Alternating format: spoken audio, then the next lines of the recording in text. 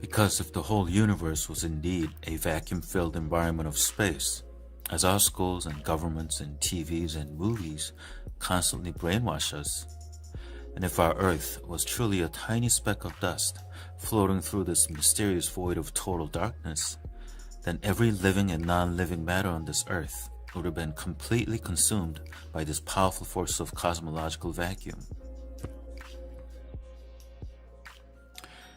Exactly like shown in these small demonstrations.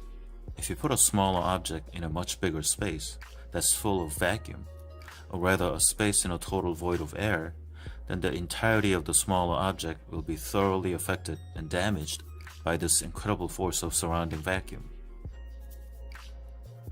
In other words, Earth would never escape the predatory force of the surrounding vacuum of ever-expanding universe of space, period.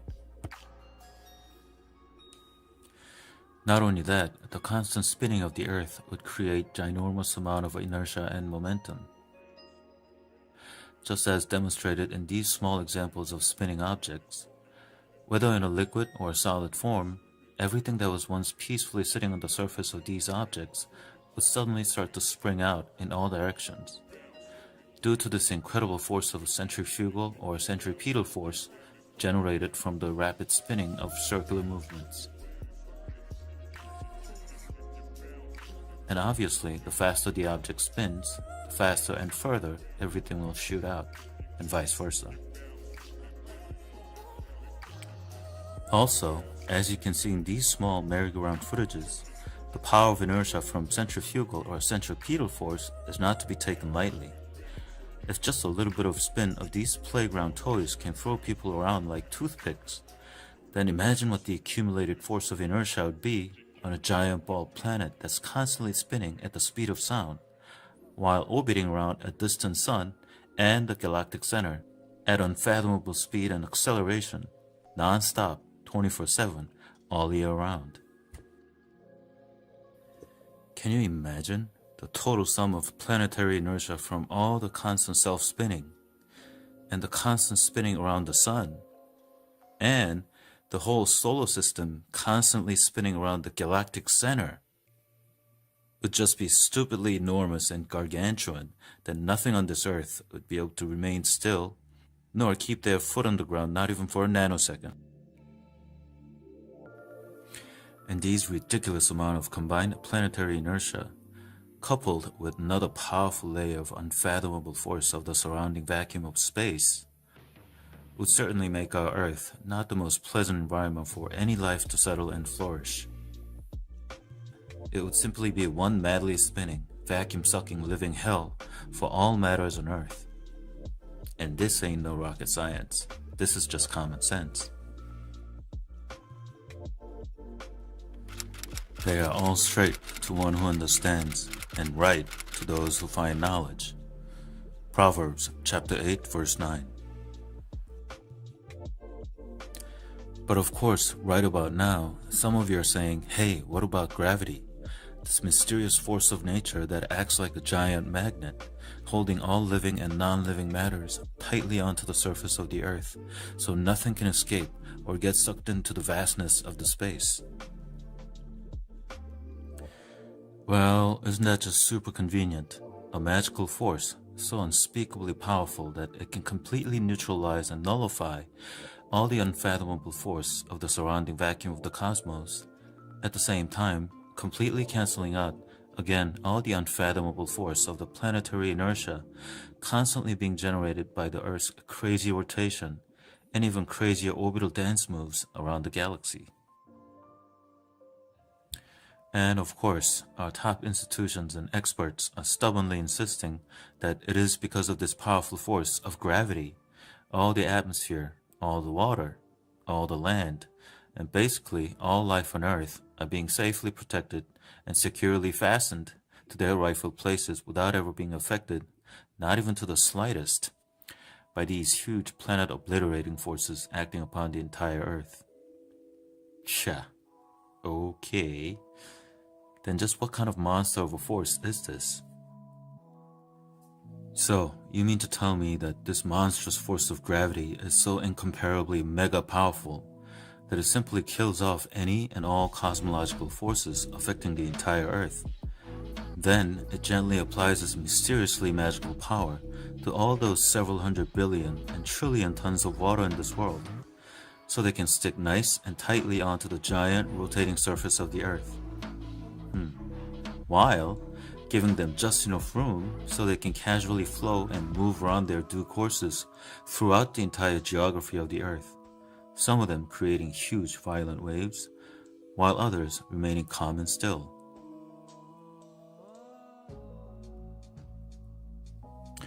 And while gravity is applying its hard pull or hard push of all this giant body of water tightly onto the surface of the Earth, somehow it's allowing all kinds of small and big fish and other sea life to swim around peacefully underwater. Yet, at the same time, letting the smallest canoes to medium-sized boats to huge container ships to float on top of water and gracefully slide off to travel great distances as well.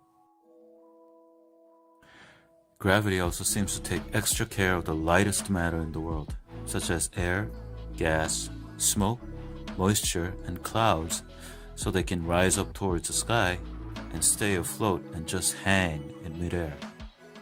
However, letting rain, snow, and hail to fall straight down to the ground.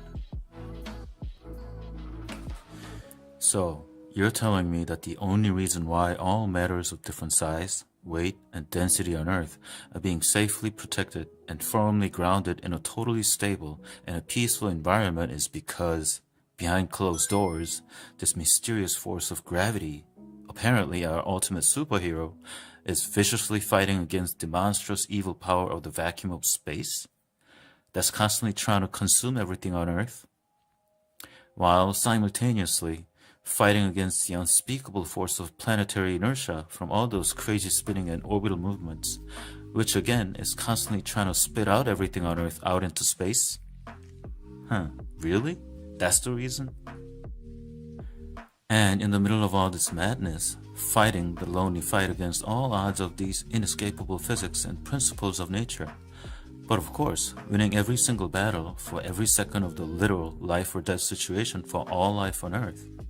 Somehow, gravity finds time and generosity to give us just enough room so all these small insects, birds, kites, drones, and helicopters, and even airplanes can casually take off the ground and just fly off to navigate their ways in the sky.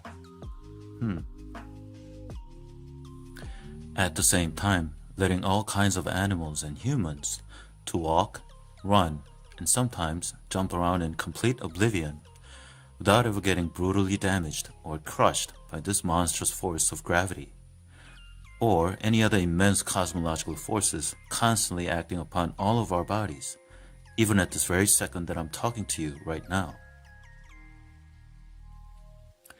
These supersensitive bodies of us humans, by the way, that can immediately detect and react even to the smallest shift and change in speed, movement, direction, acceleration, deceleration, and the overall inertia and momentum, whether we are on a bike, or on a fishing boat, or in a moving train, in a subway, in a car, in a bus, or in an airplane, we can pretty much feel everything.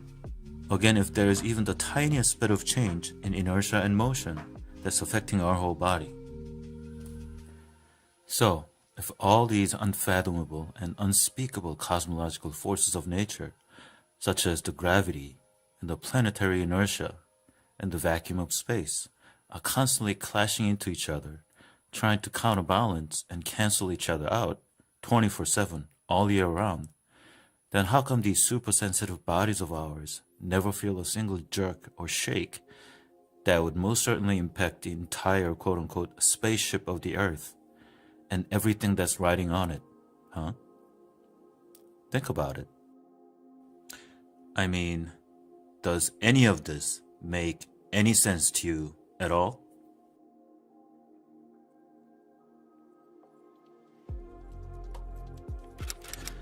O Timothy, keep that which is committed to thy trust, avoiding profane and vain babblings, and oppositions of science falsely so called. 1 Timothy chapter 6, verse 20.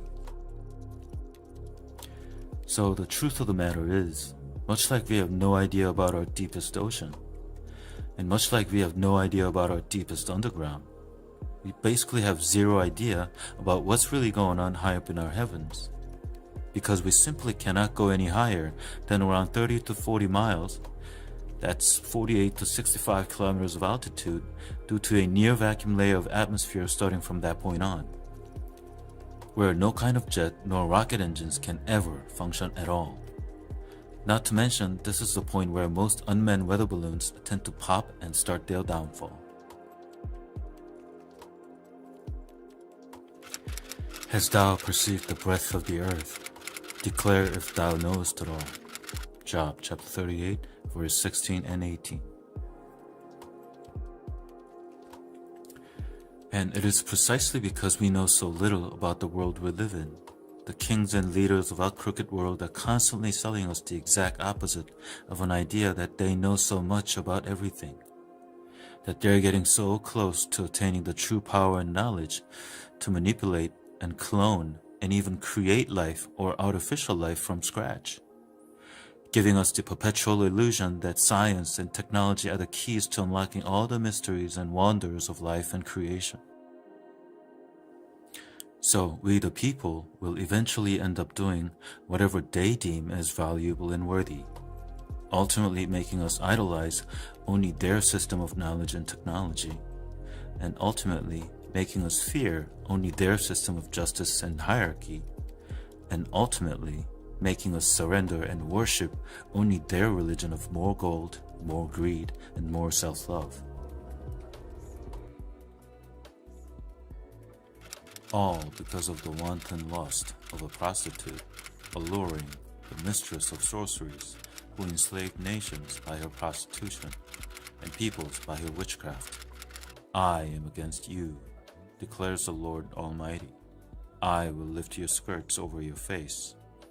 I will show the nations your nakedness and the kingdoms your shame. Nahum chapter 3, verse 4 and 5. Indeed, a great shame is already upon all the witchcraft and sorceries that's been blinding our heart and soul for decades.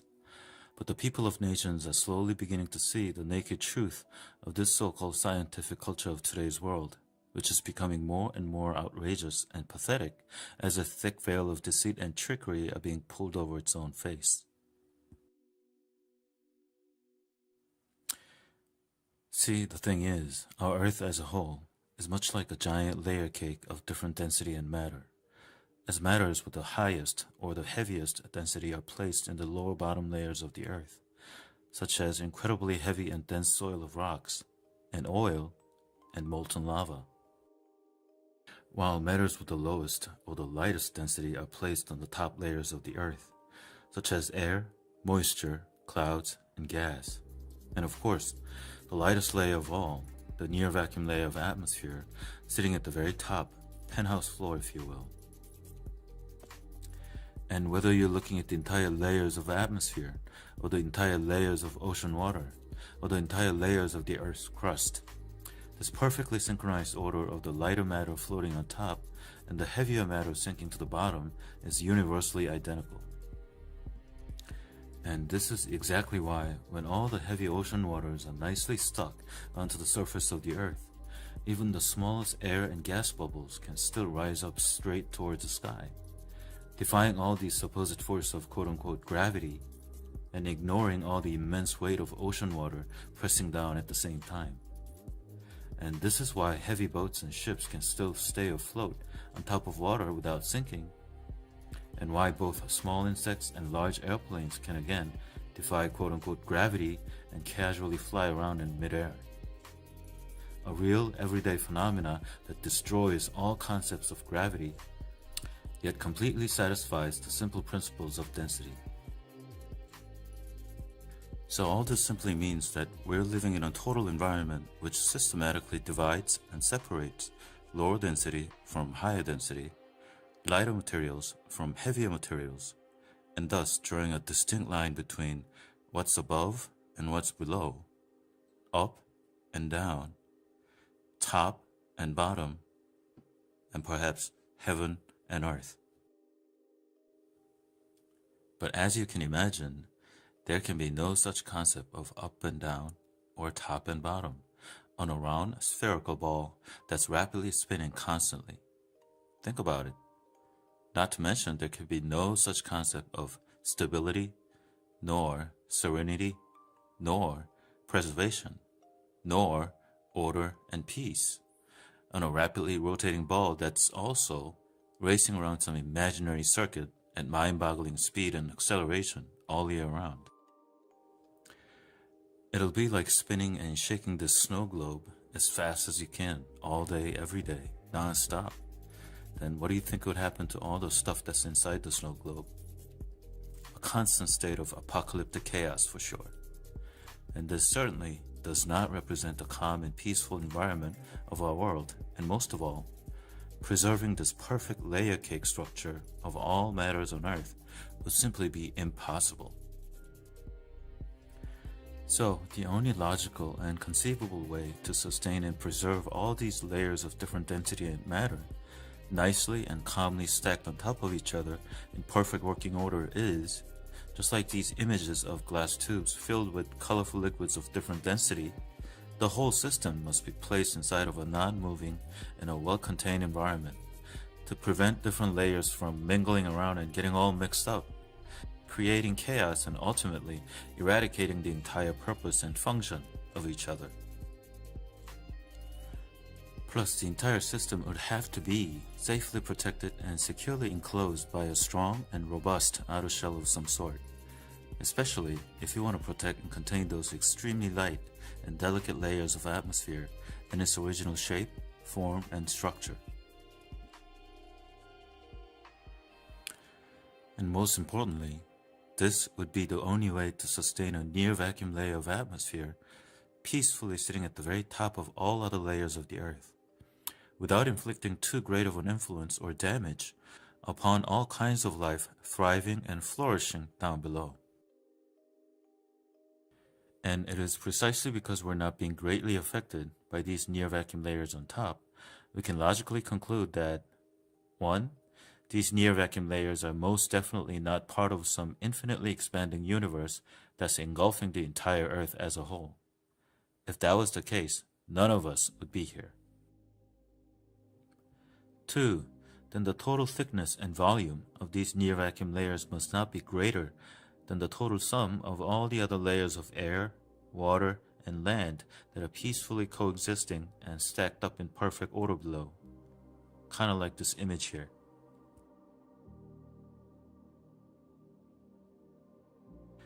Then, with all things considered in the most logical and sensible fashion as possible, a giant molten glass type of dome surrounding the entire system of Earth would not only be perfectly fitting, but the most reasonable and appropriate solution. Wouldn't you agree?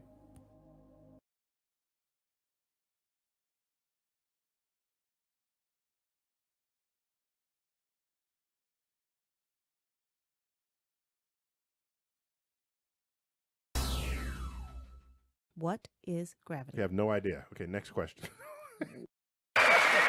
Okay. And am I like thinking, or am I just like thinking that I'm thinking? Wow. Will you stop with that?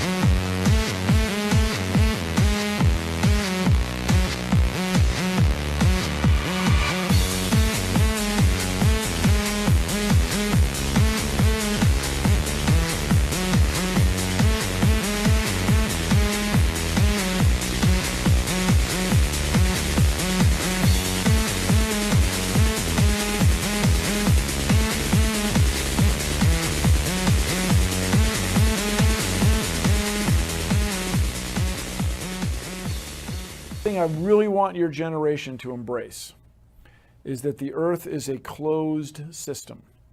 We cannot leave the Earth.